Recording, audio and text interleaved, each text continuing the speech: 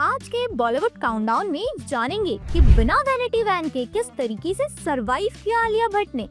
साथ ही डाइवोर्स के बाद पहला पोस्ट शेयर किया AR रहमान ने और वरुण धवन ने ज्वाइन किया लिंक्डइन। नमस्कार, मैं हूँ भाविका और वीडियो शुरू करने से पहले अगर आप हमारे चैनल पर नए हैं तो उसे सब्सक्राइब कर लीजिएगा, साथ ही बेल आइकन को दबाना बिल्कुल न भूलें।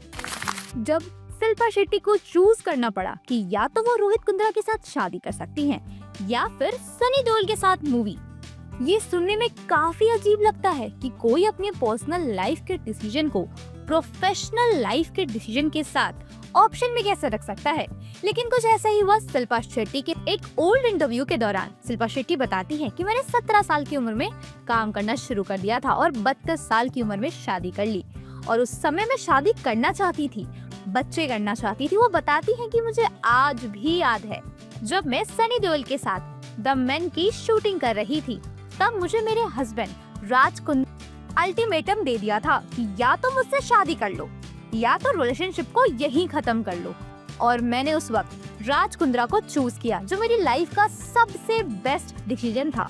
जिसके बाद सनी देओल ने भी ये मूवी छोड़ दी और मूवी यहीं पर बंद हो गई थी।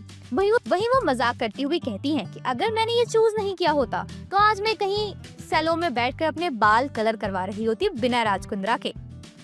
आगे बताते हुए कहती हैं कि मुझे चांस भी मिला था British TV series east Anders में स्टार बनने का और लंदन में सेटल होने का, बट मैंने उस वक्त अपनी लाइफ के नए फेज को शुरू किया और उस अपॉर्चुनिटी की जगह हॉलीडेज को एंजॉय करना चाहा और पीस में चाहती थी। वहीं शिल्पा शेट्टी आजकल इंस्टाग्राम पर काफी एक्टिव रहती हैं, जहां उन्होंने रिसेंटली अपने मंडे मोटिवेशन सीरीज को चालू किया है, जिसमें वो अपने वर्कआउट्स के बारे में बात करती हैं। क्या एक बार फिर से प्राजक्ता कोहली और रोहित शरफ मिसमैच्ड सीरीज में नजर आने वाले हैं? प्राजक्ता कोहली और रोहित शरफ की मोस्ट पॉपुलर सीरीज मिसमैच्ड काफी ज्यादा हिट हुई थी। जितना हिट इसका सीजन 1 था उतना ही ज्यादा हिट इसका सीजन 2 भी था। अब खबर आ रही है कि इन दोनों की सीरीज का सीजन 3 भी आने वाला है। जी हाँ, रिसेंटली नेटफ्लिक्स ने इन दोनों की एक साथ वीडियो शेयर की है। साथ ही अनाउंस किया है कि इन दोनों की अपकमिंग सीरीज का 3rd सीजन 19 दिसंबर को प्रीमियर होने वाला है। वीडियो में इन दोनों से एक सवाल पूछा जाता है कि क्या आप कपल हैं, तो वो कहते हैं कि हाँ हम हैं। तो उनसे पूछते हैं कि आप कैसे मिले थे, जिस पर वो कहानी सुनाते हैं और बताते हैं कि किस तरह रोहित शरफ के कैरेक्टर ऋषि ने प्राजक्ता कोहली के कैरेक्टर डिम्पल से बात की थी। वहीं सीरीज के बाद हर कोई नेशनल क्रश के नाम से बुला रहा था। जब से इसकी अनाउंसमेंट हुई है, फैंस इस सीरीज का काफी इंतजार कर रहे हैं। International film festival of India में क्या कहा मनोज बाजपेयी ने? इंडिया की one of the most popular film festival international film festival of India की शुरुआत हो चुकी है गोवा में और डे 1 में पैनल में नजर आए मनोज बाजपेयी, जो one of the finest actor में से एक है।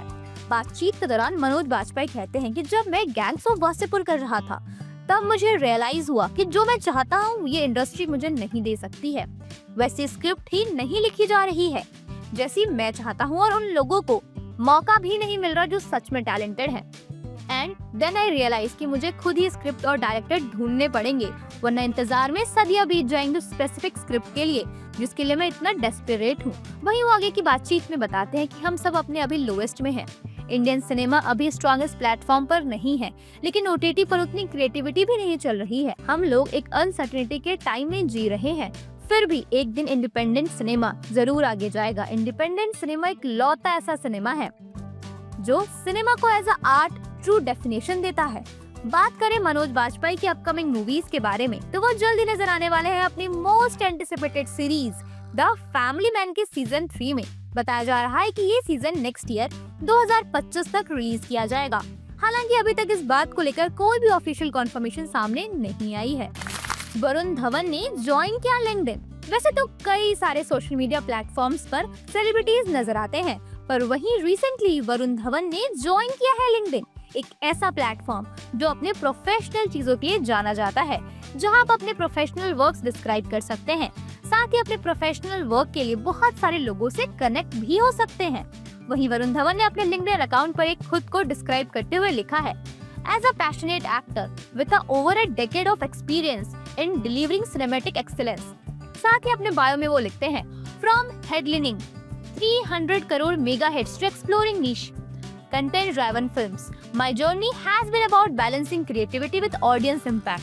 Whether it's a leading a sport team, incident of the year, or exploring supernatural worlds in Bheria, I believe in pushing boundaries and creating values for every stakeholders in the entertainment ecosystem. अपना पहला post भी share करते हैं, starting a new chapter, bringing my journey to LinkedIn. बात करें वरुण धवन की upcoming movies के बारे में, तो वरुण धवन जल्दी नजर आने वाले हैं अपनी अपकमिंग मूवी बेबी जॉन में, जो नेक्स्ट मंथ 25 दिसंबर को रिलीज की जाएगी। बिना वैनिटी वैन के किस तरीके से सरवाइव किया आलिया भट्ट ने, ये तो कभी कोई इमेजिन ही नहीं कर सकता कि नेपो किड जैसे आलिया भट्ट बिना किसी वैनिटी वैन के रहेगी, क्योंकि हम अपने दिमाग में ये थॉट बना लेते हैं कि नेपो किड हमेशा हाई फाई चीजों में ही रहते हैं, लेकिन ऐसा नहीं है, क्योंकि कभी कभी मूवी की डिमांड ऐसी होती है कि हमें अपने कंफर्ट जोन से बाहर आना ही पड़ता है। और ऐसे ही कुछ किया आलिया भट्ट ने अपनी मूवी हाईवे के दौरान। गोवा में चल रहे इंटरनेशनल फिल्म फेस्टिवल के दौरान जब इम्तियाज अली से पूछा जाता है कि फिल्मों में जेंडर का रोल क्या होता है और किस तरीके से फिल्म के सेट पर वुमेन सेफ्टी को अपनाया गया है, वो कहते हैं कि हिंदी फिल्म इंडस्ट्री में फीमेल को काफी ज्यादा रिस्पेक्ट दी जाती है और अगर कोई मिसबिहेव करता है तो उसे वापस घर भेज दिया जाता है। ये बात है 2013 की आलिया भट्ट और रणदीप हुड्डा की मूवी हाईवे के समय की, जब इस मूवी की शूटिंग गांव में हो रही थी, जहां वैनिटी वैन की कोई सुविधा नहीं थी।